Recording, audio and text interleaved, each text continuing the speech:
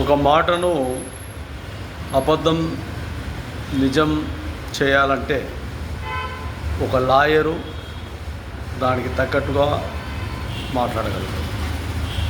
అదేవిధంగా ఒక జబ్బును నయం చేయాలంటే ఒక డాక్టరు దానికి తగినవాడు. అదేవిధంగా ఒక అబ్బాయిని ఒక అమ్మాయిని చదువు విషయంలో మంచి మెరిట్ మార్కులతో వాళ్ళు చదవాలన్నా పరీక్షలు రాయాలన్నా ఒక ఉపాధ్యాయుడు ఒక టీచరు దానికి మంచి జవాబు. అలాగే సొసైటీలో ఒక మంచితనానికి ఒక నేర్పరి ఓర్పు, ఒక చెడుపు, ఒక విడ్డూరం, ఇవన్నీ కూడా సమాజంలో ప్రతిరోజు మనం చూస్తూనే ఉంటాం.